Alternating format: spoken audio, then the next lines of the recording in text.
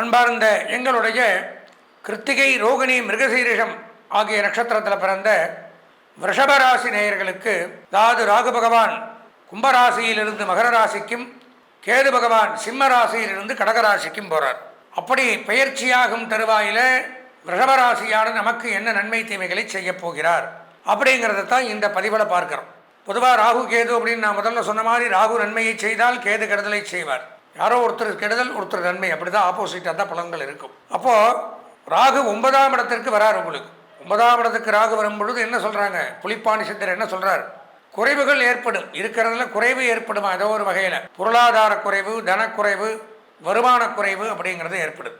கால்நடைகளுக்கு நோய், வீட்டில் ஏதாவது கால்நடைகள் வளர்த்தினால், பசுமாடு, கன்று, கோழி, ஆடு மாடுகள், இந்த மாதிரி செல்லப்பிராணிகள், இந்த மாதிரியெல்லாம் அதுக்கெல்லாம் கேடு விளைவிக்கும்னு போட்டிருக்கு. 9ஆம் இடத்துல ராகு வரும் பொழுது தனதானிய நாசம், பொருள் பொன் இதெல்லாம் சேமித்து வச்சதெல்லாம் அதை வச்சு முதல்ல சம்பாரிச்சதை வச்சு இப்போ சாப்பிடக்கூடிய ஒரு சூழ்நிலை அப்படிங்கிறது ஏற்படுது. தனதானியத்திற்கு குறைவு ஏற்படும் அப்படிங்கிறார்.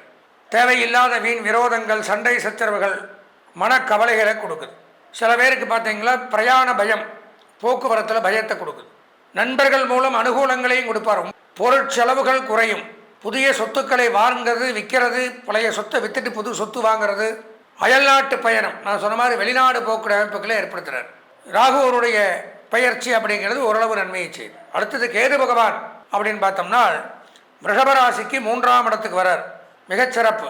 துன்பங்கள் குறையும், துயரங்கள் நீங்கும், வறுமை இருந்த இடம் தெரியாமல் விலகும், நோய் அகலும், செலவுகள் இருந்தால் நிவர்த்தியாகும், உயர் அதிகாரிகளின் ஆதரவு. அதாவது ஒரு இடத்துல பணியாற்றுறோம், வேலை செய்யணும் அப்படின்னா முதலாளியாக இருக்கட்டும், பாஸாக இருக்கட்டும், அல்லது நமக்கு மேல் அதிகாரிகளாக இருக்கட்டும், அவங்க மூலம் நமக்கு நன்மைகள், உயர் அதிகாரிகளால் நன்மைகள் ஏற்படுது. பதவி உயர்வு உண்டாகுது, சம்பள உயர்வு, ஊதிய உயர்வு, வெளியூர் டிரான்ஸ்ஃபர், கேட்ட இடத்திற்கு புதிய புதிய பொறுப்புகள். குறிப்பாக சொல்லப்போனால் வங்கி, நிதி நிறுவனங்கள், ஃபினான்ஸ் டிபார்ட்மெண்ட், குடுக்கல் வாங்கல், டெக்ஸ்டைல் பிஸ்னஸ் பண்ணக்கூடியவர்கள், ஆடைகள், ஆபரணங்கள், ஆயத்த ஆடைகள், ஜவுளி சம்பந்தமான தொழில், நூல், பருத்தி, பஞ்சு, இந்த மாதிரி தொழில், அணிகலன்கள் தயாரிக்கக்கூடியவர்கள், அதே மாதிரி பார்த்திங்கன்னா பியூட்டி பார்லர்னு சொல்லக்கூடிய அலங்கார பொருட்கள் மேனுஃபேக்சரிங், அலங்கார பொருட்கள் வியாபாரம் பண்ணக்கூடியவர்கள், அழகு நிலையங்களை வைத்திருக்கக்கூடியவர்கள், அழகு கலை நிபுணர்கள், ஃபினான்ஸ் மினிஸ்ட்ரியில் வேலை செய்யக்கூடியவர்கள், இந்த மாதிரிலாம் வங்கியில் பணியாற்றக்கூடியவர்கள், இவங்களுக்கெல்லாம் ஆன்மீகத்துறையில் இருக்கக்கூடியவர்கள், இவர்களுக்கெல்லாம் இந்த கேது பெயர்ச்சி அப்படிங்கிறது மிகச்சிறப்பாக இருக்குது. நன்மைகள் அதிகரிக்குது. தொழிலில் எதிர்பாராத முன்னேற்றங்கள் அப்படிங்கிறது உண்டாகுது. திடீர் பிரயாணங்கள் மூலம் நன்மை ஏற்படுது. அண்டை வீட்டாருடன் இருந்த விரோதங்கள் குறையுது. நண்பர்கள் உறவினர்கள் வருகையால் மகிழ்ச்சி. நண்பர்கள் உறவினர்கள் சிறந்த ஒரு உதவியை செய்வார்களா இந்த காலகட்டத்தில். ராகு கேது பயிற்சியில் கேது பயிற்சி உங்களுக்கு ரிஷபராசிக்கு நன்மைகளை கொடுக்குது. கணவன் மனைவிக்குள்ளே இருந்து வந்த கருத்து வேறுபாடுகள் விலகும். பிரிந்த தம்பதிகள் ஒன்று சேருவார்கள். வம்ச விருத்தி ஏற்படும். குழந்தை பாக்கியம் உண்டாகும். வீடு, மனை, வாகனம் வாங்கக்கூடிய அமைப்புகள் அப்படிங்கிறது உண்டாகும். சில பேர் வெளிநாடு போகக்கூடிய அமைப்புகள் அப்படிங்கிறது உண்டாகும். ரொம்ப நாளாக மருத்துவ செலவுலேயே இருக்கும். சில பேர் பார்த்திங்கன்னா எதுக்கு மாத்திரை சாப்பிட்றோம், எதுக்கு மருந்து சாப்பிட்றோன்னே தெரியாமல் சாப்பிடுவாங்க. ஆனால் எந்த டெஸ்ட் எடுத்து எது பண்ணினாலும் எந்த நோயும் இல்லைன்னு வரும். ஆனால் தனக்கு உள்ளுக்குள்ளே பாதிக்கப்படும். இந்த ராகு கேதுனால் ஏற்படக்கூடிய பிரச்சனை அதான். நம்ம மனசுக்கு, நம்ம உடல் நலத்திற்கு தீங்கை விளைவிக்கும். ஆனால் வெளிப்படையாக நம்ம எந்த ஒரு டெஸ்ட் எடுத்து பார்த்தாலும் எல்லாம் நார்மல்னு வரும். நிறையா பேர் அப்படி துன்பப்படுவார்கள். டாக்டர்கிட்ட போனால் ஒன்றுமே இல்லைங்கிறாங்க. ஆனால் என்னால் வைத்த வலி தாங்க முடியல, முதுகு வலி தாங்க முடியல, தலைவலி தாங்க முடியல, இப்படியெல்லாம் சொல்கிறதுக்கு காரணம் கண்டிப்பாக இந்த ராகு கேது தான்.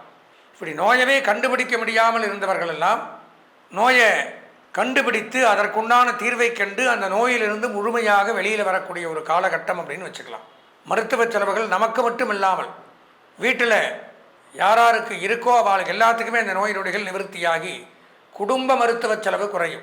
வியாபாரிகளுக்கு முன்னேற்றங்கள் அதிகரிக்கும். கல்வி பயிலக்கூடிய மாணவர்கள் அதிகப்படியான திறமையை வெளிப்படுத்தலாம். திருமண பாக்கியம் அப்படிங்கிறது ஏற்படும். தடைபட்டு வந்த திருமணங்கள் நிச்சயிக்கப்படும். பிரிந்த கணவன் மனைவி ஒன்று சேர்கிறார்கள். உத்தியோகத்தில் அபரிமிதமான உயர்வு. கடன் தொல்லைகள் நீங்கும்.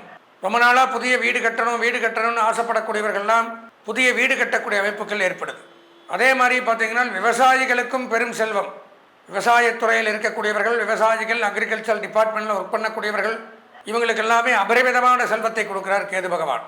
ஆலய வழிபாடுகள், ஆன்மீக சுற்றுலா, குலதெய்வ பிரார்த்தனைகள் பண்ணுறது, இதெல்லாம் ரிஷபராசிக்கு இந்த காலகட்டத்தில் சிறப்பாக நடக்குது.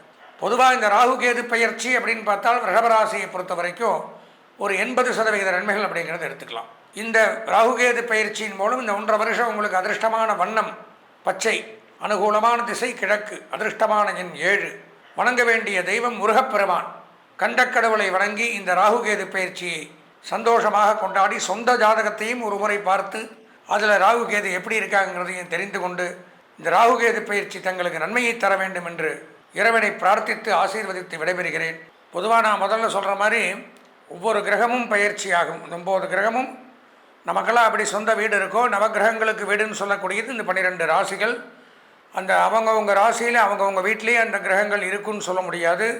நாமெல்லாம் இப்படி அங்கேயும் இங்கேயும் போயிட்டு வந்துட்டே அப்படி ரவுண்டிங்லேயே இருக்கிற மாதிரி நம்ம ஆயுள் வரைக்கும் அந்த கிரகங்களும் ஒரு ராசியை விட்டு மற்றொரு ராசிக்கு போவதற்கு பெயர் பயிற்சி. அதில் ஒவ்வொரு கிரகத்திற்கும் கால அளவுகள் அப்படிங்கிறது உண்டு.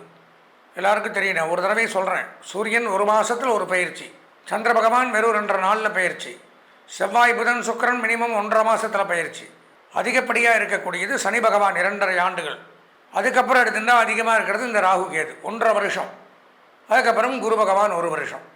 அப்போது இந்த 1.5 வருஷம் முடிஞ்சு ஒரு ராசியை விட்டு அடுத்த ராசிக்கு போகிறது அப்படிங்கிறது வழக்கம். ஆனால் இந்த ராகு கேது மட்டும் என்ன பண்ணுவாங்கன்னா அப்படியே ஆன்டி கிளாக் வைஸ் பின்னாடி பயிற்சி ஆவாங்க.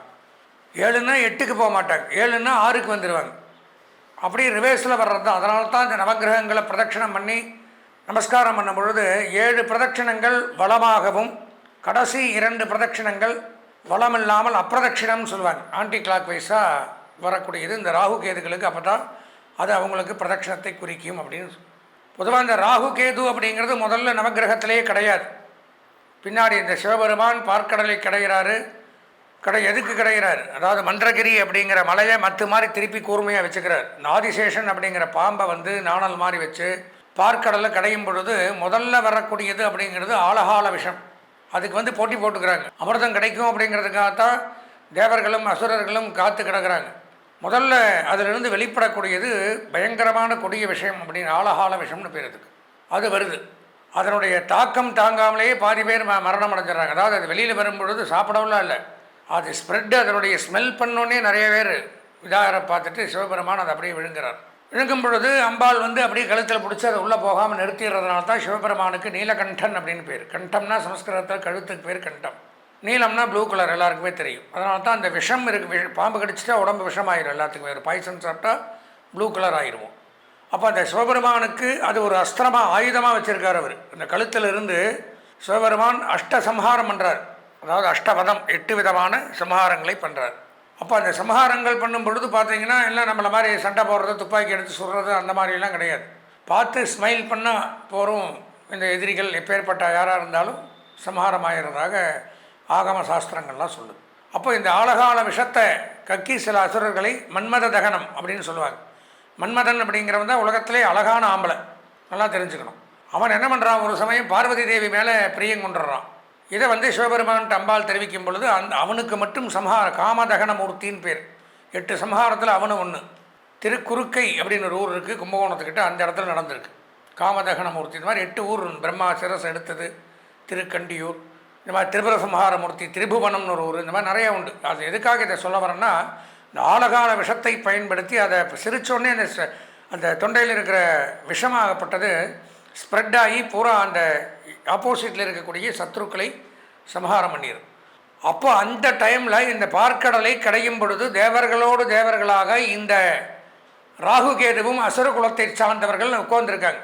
இதை வந்து சந்திர பகவான் கண்டுபிடிச்சிட்றார். கண்டுபிடிச்சி சிவபெருமான்கிட்ட சொல்லும் பொழுது, சரி இவனுக்கு வந்து தனியாக ஒரு உருவத்தை கொடுக்கணும், பார்த்தா தெரிகிற மாதிரி ஈஸியாக அடையாளம் எங்கே ஒழிஞ்சாலும் தெரிகிற மாதிரி அடையாளத்தை கொடுக்கணும் அப்படிங்கிற காரணத்தினால ராகு பகவானுக்கு பாம்பு சரீரமும் உடல் பாம்பு மாதிரி இருக்கும். ராகுவுக்கு நல்லா தெரிஞ்சுக்கணும்.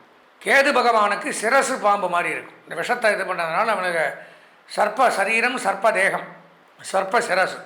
கேதுக்கு பாம்பு தலையும் ராகுவுக்கு பாம்பு உடலையும் கொடுத்து நவகிரகத்தோடு நீங்கள் சேர்ந்து உட்கார்ந்ததுனால 8வது 9வது கிரகமாக ஆன்டி கிளாக் வைஸாக நீங்களும் இருங்க. இந்த ராகு கேது அப்படின்னு எடுத்துனோம்னால் முழுமையாக இவாளுடைய ஒரு வேலை என்ன அப்படின்னு பார்த்தால், ராகு திசை அப்படிங்கிறது 18 வருஷம், கேது திசை 7 வருஷம். இவங்க 2 பேருமே நன்மைகளை செய்வார்களான்னு பார்த்தால், அதாவது 99% கெடுதல் தான், 1% நன்மை. ராகுவைப் போல் கொடுப்பார் இல்லை, கேதுவைப் போல் கெடுப்பார் இல்லைன்னு ஒரு வாக்கியம் உண்டு.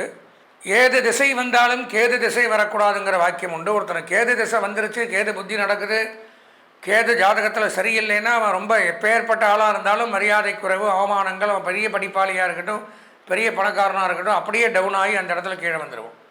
அதே மாதிரி ராகுவும் அப்படி தான். 18 வருஷத்தில் இந்த ராகு திசையில் கேது புத்தி நடக்கிறது, இந்த மாதிரி சில தசாபுத்திகள் காலகட்டத்தில் எல்லாம் பயங்கரமாக உடல்நலக் கோளாறுகள், அதே சமயம் அந்த கேன்சர் அந்த மாதிரி நோய்களை கொடுக்கறது, நரம்பு கோளாறுகள், இரத்த சம்பந்தமான நோய்களை கொடுக்கறது, இதெல்லாம் வந்து ராகுவனுடைய வேலை. அதே சமயம் கேது மோட்சத்தை கொடுக்கக்கூடியவர். கேது 12ஆம் இடத்துல ஒருத்தனுடைய கட்டத்தில் இருந்தால் மோட்சமும் கிடைக்கும். ஞானம், அறிவு, ஆன்மீக நாட்டங்கள், இறை வழிபாடு, இதுக்கெல்லாம் கேது அதிபதி. வெளிநாடு போகணும், அந்நிய தேசம் கடல் கடந்து பயணம் பண்ணணும்னா அதுக்கும் ராகு கேது தான்.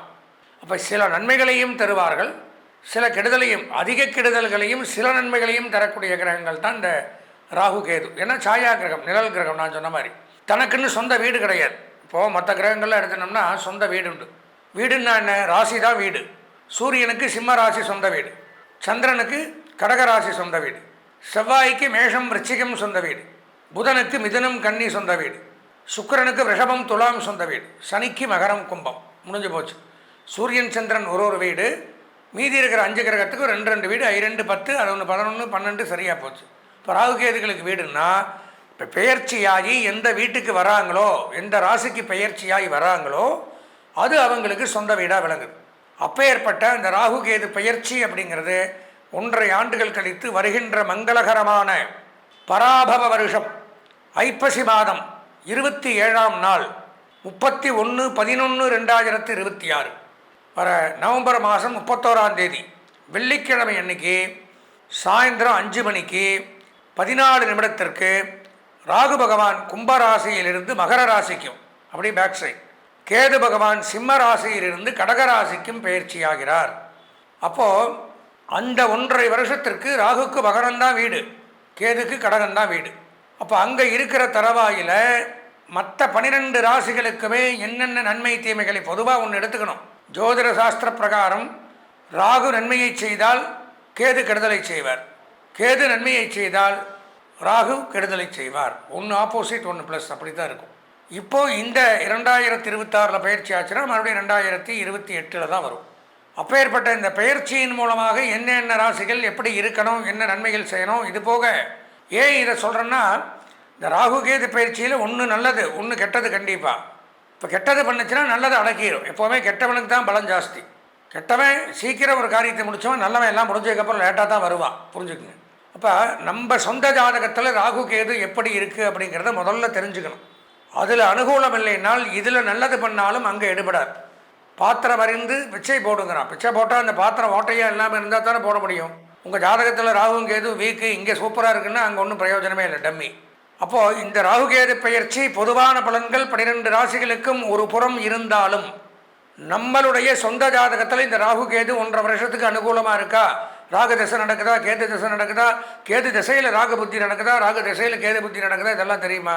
இப்படி எல்லாம் ஒரு கணக்குகள் உண்டு. இதில் ஏதாவது பிரச்சனைகளோ இருந்தால் சொந்த ஜாதகத்தில் ராகு இருக்கக்கூடாத இடத்துலையும் கேது இருக்கக்கூடாத இடத்துலையும் இருந்தாலும் பல தொல்லைகளை அனுபவிக்கிறேன். ஏன்னா நான் முதல்ல சொன்ன மற்ற 7 கிரகங்கள் மாதிரி இவங்க 2 பேரும் கிடையாது. இவங்க 2 பேரும் பயங்கரமாக ஒரு கெடுதலை பண்ணக்கூடிய கிரகங்கள் தான். நான் முதல்ல எடுத்துக்கணும். ஏன்னா 2 பேரும் விஷம், பாம்பு. ராகு காலங்கிற அந்த டைமில் என்ன நல்லது பண்ணுறீங்க? 9 10 ராகு காலம், 10 12 யமகண்டம். யமகண்டம் கேது குறிக்குது, ராகு காலம் ராகு குறிக்குது. அப்போ எதுவுமே பண்ணுறதில்ல. அப்போ 2 பேருமே நல்லது பண்ண மாட்டாங்க. பண்ணாத காலத்தில் இதில் நன்மை பண்ணினாலும் நம்ம சொந்த ஜாதகத்தில் நன்மை பண்ணக்கூடிய இடத்துல அந்த கிரகங்கள் இருக்காங்கிறத தெரிஞ்சுக்கணும். அதற்கு நம்ம சொந்த ஜாதகத்தை கண்டிப்பாக இந்த பலரை கேட்டுட்டு ஒரு முறை சொந்த ஜாதகத்தை நீங்கள் பார்க்கணும்.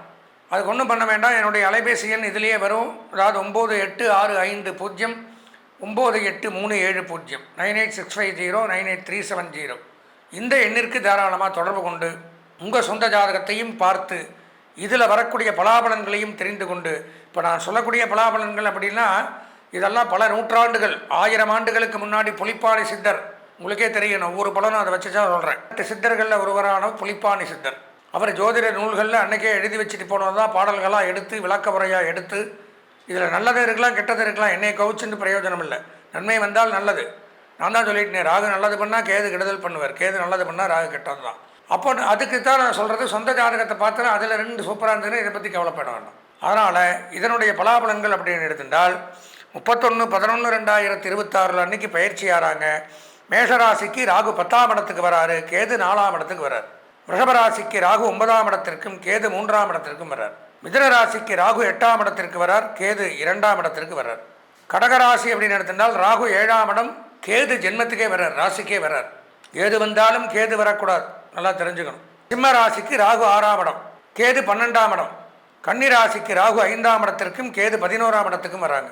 துலாம் ராசிக்கு ராகு 4ஆம் இடத்துக்கு வரார், கேது 10ஆம் இடத்துக்கு வரார்.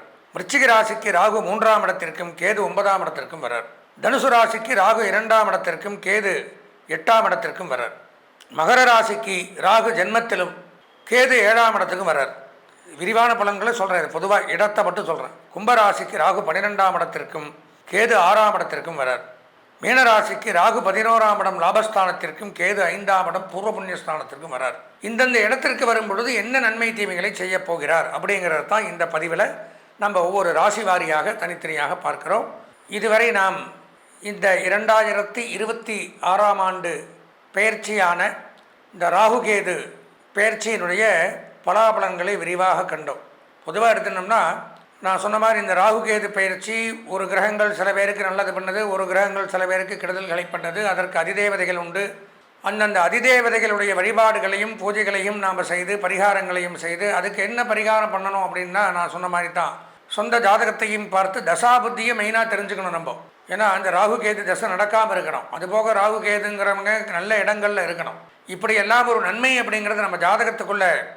இப்போ நான் சொன்ன பலன்கள் அப்படிங்கிறது பொதுவாக இப்போ கடகராசின்னு எடுத்தனால் கடகராசியில் இந்த நீங்கள் பார்க்குற நீங்கள் ஒருவர் மட்டும் கிடையாது, பல கோடி பேர் உலகத்தில் இருக்கலாம். இதெல்லாம் அவங்க எல்லாருக்கும் ஷேராக இருக்குது. நமக்குன்னு ஒரு இண்டிவிஜுவல் ஜாதகம் இருக்குது. அதில் நன்மைகளை தரக்கூடிய இடத்துல இந்த ராகுகேதுக்கள் இருந்துட்டால் நம்ம பயப்பட வேண்டும். ஏன்னா இந்த ராகுகேதுங்கிறவங்க தான் பல விஷயங்களை வாழ்க்கையில் நிர்ணயம் பண்ணக்கூடிய கிரகங்கள். படிப்பு, உத்தியோகம், தொழில், திருமணத்துக்கு ராகுகேது தோஷம் இருந்தால் திருமணம் பண்ண, காதல், வெளிநாடு போகிறது, இந்த மாதிரி பலவேறு கடன், இதுக்கு எல்லாத்துக்குமே நோய் நொடிகள், மருத்துவ செலவு, மருந்தில்லாத நோய்கள், இந்த மாதிரி முக்கியமான பொறுப்புகளுக்கெல்லாம் இவங்களுடைய தேவை. கெடுதல்களை தரக்கூடிய கிரகமாக இருந்தாலும் அவசியமான கிரகங்கள்.